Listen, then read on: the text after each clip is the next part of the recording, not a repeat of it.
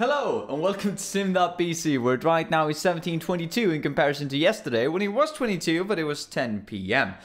Which wasn't really the best timing ever with a daily upload schedule to upload in the middle of the night, or not the middle of the night but really late. Hence, I had a lot of stress on me, yeah, because I wanted to, get the video out there. Simultaneously, as I was hyped to the max because I've just come home from seeing the latest, the latest Avengers Infinity War movie, the latest, Marvel movie that's out there, which was all the sense of the imagination brilliant. If you don't have a lot of time, you can leave now, because that was basically my entire interpretation of the movie. But we're gonna break it down in a form that is spoiler free, and if you might look at this now and you think that, hey, spoiler free review, wasn't that what you did yesterday? And kind of yes and kind of no. Yesterday was more of a first interaction, first impressions of the movie rather than an actual review. But now that I've taken, at least 24 hours to sit down, think about what is it with the movie that I liked, what is it that I disliked, what is it that worked, what didn't work, in a spoiler-free manner. Yet again, it's going to be spoiler-free.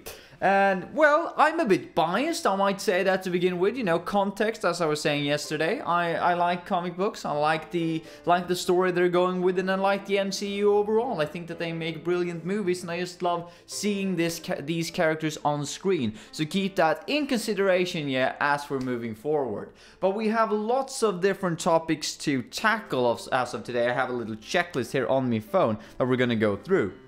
The first one is going to be story, because that is something that I think that a lot of people have thought about and have, preemptive assumptions going into the movie. Especially if you've been reading comic books for a long while, you've been reading Infinity War, you've been reading, Gauntlet, the entire Thanos quest stories, all of those things. You have some interpretation, or you have some preemptive assumption of what is going to happen in this movie.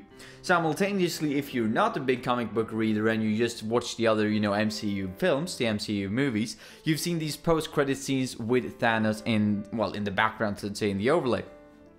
Which means that you perhaps have built up this perception of what the story is going to be like in your head before you go into the movie. Now, I will say that I did that as well, and boy, I wasn't disappointed, right? I mean, not all the things that I wanted to happen happened. Not all the things that I thought was gonna happen, which turned out to be great, right? So the story is, even though you might have preemptive assumptions about the story, I don't think it will really matter, because the way that they're presenting it and the way that we're going into this as well, the way that they're pacing the story just makes so much sense, which is going to be a common theme throughout this review, right? Because without getting into spoilers, there's just that many things that you can say. And about the story, without giving away the story makes sense, yeah? The story is logical, you understand why certain characters are behaving in a certain way, you're understanding why things are happening in the way that they're happening. Even if you look at something like the way they shot the movie and the way they shot the film, you can see why certain cuts are in there to progress the story. I will also say, based on the story, it is evident that they've cut some things out, or that they've cut a lot of things out in order to make it 2.5 hours. I think I mentioned that yesterday as well, but I was so full with the enthusiasm about after watching the movies, I don't really remember. Should have rewatched that. Anyway, it is evident, or at least it was to me, or at least I think that there is a lot of things, especially in the beginning of the movie, that was cut out due to the runtime being under 2.5 hours. Now, I've heard rumors that they're supposed to release that on the Blu-ray when it comes out, and I'm really excited for that, because there might be some character interaction there that you would like to see. Not that the movie in any way, shape or form lacked without this, it was just that the story could have been not fleshed out, just I don't even know how to say it, contextualized a bit more maybe. But I thought it was a really good thing, and as I said yesterday as well, something that was really good was that they obviously boiled down the story to make the runtime, but they boiled down the things and they've taken out the things that you don't need, and they kept in all of the things that is important. It's a good way of boiling down the movie, that's all I'm gonna say. So even though it might be very packed with stuff, it totally makes sense, and it's a good balance. Another thing that I want to take up that I haven't actually written on my notes here is the balance that they struck between seriousness and comedy was really good. I think there was 1 or 2 jokes which I felt were a bit out of place, maybe. And I think I mentioned it yesterday as well. I'm not really sure if I think that they're out of place, because if they weren't there, then perhaps I would like to see those characters interact in a way that would make them crack that joke, for instance. So I'm not 100% sure if that was, you know, a good or a bad thing, but it's just one of those things that kind of took me out of the immersion, yeah, for a while. And I was like, huh, you know, got me thinking, is this really how this character would react? But that was just like, what, 1 or 2 lines in the entire 2.5 hour time span, which was great.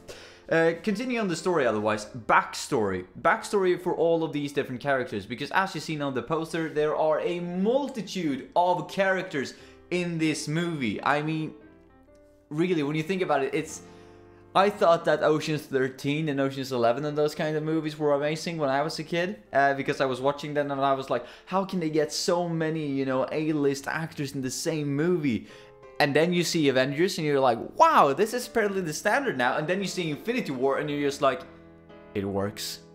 It so works. They're taking it to the next level. If this is what, like, if the story of the next movie is half as good as this one, it's gonna be amazing. That's all I'm saying. This is easily like the movie of a decade for me. But sorry, running away from backstory. The backstories of the different characters are presented in such a way that it's very clear where their motivations are. It's very clear what's happened before, or at least I thought so, but I've also watched like the majority of all MCU films that's come out over the last 10 years, over the last decade. Which sounds crazy when you say it, but yeah, it's been a decade. So, according to me, it was very clear where the different character motivations were and where they were going, and what the different, what you would say, relationships between the characters were as well. I had some friends with me who were not that into the MCU, who's not that into comic books overall, who also watched the movie, and they seemed to get exactly where, perhaps not exactly where they came from, but mostly, you know, generally they got like a qualified majority of all the humor coming from character interaction based on their backstory, based on their themes, based on their quirks, so to say. So that was amazing to see, actually, how they actually balanced that out and actually made it so that all of these different characters actually worked. So that's story in the backstory. Moving in then to characters, a good transition is that, well, there were a lot of characters, and as I said before, they were really well balanced. Moving into interaction between the characters is that, if you think about the backstory is presented in such a way that it makes sense. I don't think I need to state anything further than that, since it's a spoiler-free review. Without taking up specific examples that were both funny, sad, happy, joyful. It's such a, you know, joyride going through this movie. Not a joyride, it's a roller coaster of emotions going through this movie, something I'm gonna say. And the character interactions really help present that. And I think that a lot of character interaction has been cut out. That's what I think has been cut out of the movie, because there are many, in my opinion, obvious character interactions that should have been presented. Not that the way that they were presented was bad, just that I would have liked to seen a bit more, and I think that it would have been good if there were a bit more, but I also understand that the runtime is as it is. But I think that the character interactions that were in the movie, really good. They were really good. Presentation as well of the characters, of the different characters, goes hand in hand of the backstory. Yet again, they were very clear with what powers different characters had, what the power level was in comparison to each other, which I thought was amazing. I mean, there's nothing that takes me out of the immersion of a movie more than, you know, the internal logic of a film not working. And here is a good example of where it works, where you have so many different superheroes and so many different villains in the same movie. And it just works because everybody know where different people stand in comparison to others. That might be because they've made a lot of different movies on these characters and been rather consistent on their power level. But yeah, for instance, Thanos is one of these really big, powerful dudes, right? That's his thing. And that comes across in the movie. That's all I'm gonna say, right? Anyway, we need to pick up the pace. Yeah, pacing. Talking about pace, yeah. The pacing in the movie is brilliant. I thought I'm gonna say it like this, as I said yesterday as well. If you need to go to the bathroom while watching this movie, don't. Just hold it, or you know, grab a bottle or something. Because there's so many things happening. Even if it's Easter eggs, if it's references, if it's actions, if it's drama, if it's comedy, there is something happening each and every second of this movie and of this film. Something talking about pacing. something that is really evident is that they put a lot of effort and a lot of constant focus on different scenes. So for instance, if you look at the scene where something, generally they would break down the scene so that, well, now you're looking at this character, but we also want you to keep in mind that this is happening to the other character behind them. So maybe in a general sense, in a normal movie, so to say, they would first shoot the characters' interaction and then say, oh, this is the other characters interacting to this happening. Now we're shooting, that scene instead. And then we present them as two different scenes. Here it was that something is happening to a character, and then in the background, different characters interact as well. So it feels like a very living, a very alive scene, because everybody, no matter where you're looking at in the scene, no matter if the character is in focus or the other characters around, it still feels so natural that all of the characters interact, which is also in character interaction. But the pacing of the movie is really, really good, and I understand why every single second of the movie is in there. It is there to fulfill a purpose, and the pacing feels natural. That's probably the best thing to say about the pacing of the movie. It feels natural. It doesn't feel forced. It doesn't feel lacking at all. It feels like, okay, I understand why we're moving in the direction that we do. I understand why you're taking these steps. I understand, I can get on board with it. Oh wow, we have half of the things left. Fighting felt natural, and this is something that I have a big problem with while watching movies, because you've probably seen like CinemaSins or any other form of analytical YouTube channel or critics who are saying that, well, when you were fighting, why didn't you just do this? Or why didn't you just pull the trigger when you had the gun? Or why didn't you just attack them when you had the sword? Why did you have to give this speech? Why didn't you just hit their legs so that they fell? In this movie, all of the fighting, in my opinion, feels very logical, very natural. So when you're sitting there, if I was thinking, why don't they just do that? They do that, and I was like, huh. And it still didn't work, or wow, it worked, that kind of interaction. And it feels like everything that happened was how I would have done it, based on the character who was in the scene, based on who they were fighting and why, which I thought was amazing. So that's probably all I can say without taking up examples, which would be spoilers. So yeah, the fighting feels natural. CGI then, on point. The visual effects and the CGI was really good. I mean, no, I don't want to say that. I was going to say, well, I'm going to say it anyway. If you compare it to, if you think Justice League, in my opinion, it's sort of evident. You can see where the CGI has been put in. And no, I'm not talking about Superman's mustache, right? I'm talking about such things as scenery and all, things altogether. In this movie, it was really hard for me to understand what was a mask, what was CGI. And then someone was like, they didn't use masks at all. I was like, what is all of this CGI? I mean, the CGI is on point. So if that's something that you're on the fence about, you're like, oh, I don't want to watch a movie with so much CGI because, Thanos is obviously going to be CGI. You don't have to be afraid of that. That really works. Talking about Thanos, well, Thanos' design in and within itself, he's a fair representation, I'd say, from the comics. And I'm not reading lots and lots and lots of comic books. That's not what I'm saying. I've read like a few. And based on the perception that I had of Thanos after reading some of his stories where he's included, is that, he's a big bad dude. He is a titan. He's the dark titan, as he's referred to, and he is, unbreakable and unstoppable. And that really comes across in the movie.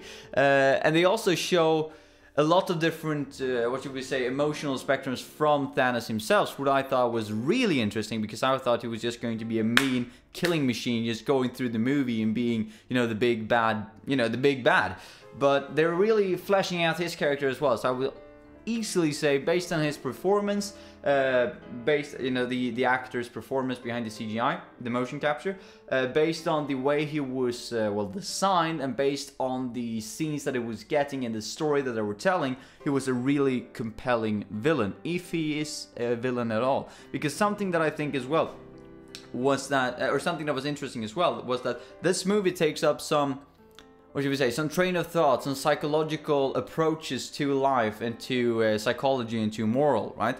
and they're really clear about that. That's one of the big themes in the movie, from my perception, from my perspective, where I sat. I was thinking that, wow, they're really talking about this thing a lot, and it makes sense because the villain has one take on it. The heroes, the different heroes, because there are many different heroes, seems to have a very interchangeable idea of what this actually means, which is a really cool theme to drag in and without the movie. And when you see it, you're going to... I think that you're going to understand which theme I'm talking about, because it's kind of Thanos' thing.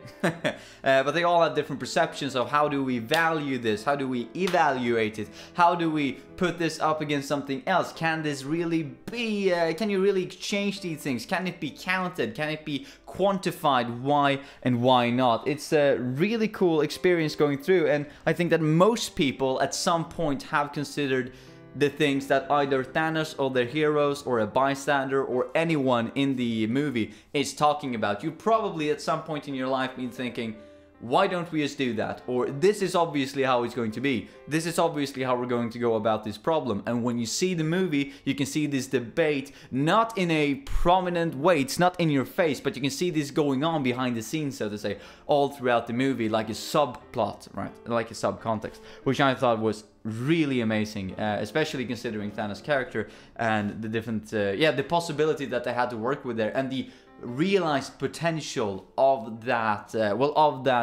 part of the movie, which I thought was amazing. Moving on to the Black Order, was that it's probably the weakest part of the movie, in my opinion. I mean, the Black Order is a group of people which I think is really awesome. For the first of all, they cast my favorite character out of it, from Thanos Quest, for instance. But that doesn't really matter, right? I mean, it doesn't really matter. But the way that they're pairing up them against, you know, different superheroes, against the Earth superheroes, the Avengers and so on and so forth, is really cool. And the way that they're fighting is really cool. They look really cool. I've heard some people saying that their CGI is a bit wacky, and I didn't see that. Could be that I'm bad at watching, you know, seeing where CGI begins and where it ends, so to say, but I didn't have a problem with that at all. What I thought was that they were perhaps a bit underused, in my opinion, but that might be because I'm biased, because I like the group, right? I like the team, I like the Black Order, right? So I would have loved to see more of that, whilst it wasn't enough for my, for me in the movie. However, as I said before, I realized why it wasn't more of them in the movie, because the movie was 2.5 hours long, and they already had all these other amazing things that were happening. So I understand why it wasn't there, but I would say I had no problem with the representation of them in the film. It was just that it was a bit too, you know, I would like to see them a bit more to flesh them out, but I obviously understand that you can't flesh them out in a movie with, what, 60, 100 characters, feels like, but it all worked. Something else that I want to touch upon, the second to last point, is that the acting was really good. Well, moving into this movie, there were some characters that I don't particularly liked. For instance, Scarlet Witch and Vision. I didn't like them that much, and when people were saying, you know, they have kind of a prominent part of the story, I was like, no, I don't want to see that. But that totally works. I was going to say, when you look at different actors and different characters, you always seem to, you know, internally you kind of rate them against each other, and you're thinking, this is good, these are bad. Not that they're bad, not that the bad ones are bad, just that the good ones are that much better. I'm gonna say Thanos on top easily, the rest ones equal. It was really cool to see them all. I loved all the characters in the movie, the way they were presented and the themes that they were presenting, and just the way that they were acting. It felt yet again natural and logical. But I am seeing running out of time here. My DSLR is saying, you're reaching the 20-minute mark, turn it off because I can't film no more. So before we end, I'm just going to say as well the tone. The tone is set really early in the film. I mean, the first 5 minutes you realize, oh, this is how you're going to go about this movie. Not that it's bad, not that it's good. It's just, you know, it's up to you, right? Depending on, to evaluate if this is a good or bad approach. I thought that it was an interesting approach, to say the least. I would probably have been happier with both a lighter tone and a darker tone, but you're probably going to see what kind of movie it is in and within the first 5 minutes. But if you think that is too much, or if you think that is too little, I'm just going to say they're balancing it really well throughout the movie. So there are grimmer parts in the beginning, there are lighter parts in the beginning, and they really balance it all really well. But the general tone is presented in and within the first 5 minutes, which I thought was really cool. Anyway, that was my short spoiler-free review of Avengers Infinity War, and I can't wait till the next movie. But my DSLR is telling me to shut off, so I'm gonna do that and leave you to your day. Have a nice one, mates. I'll see you tomorrow. Bye.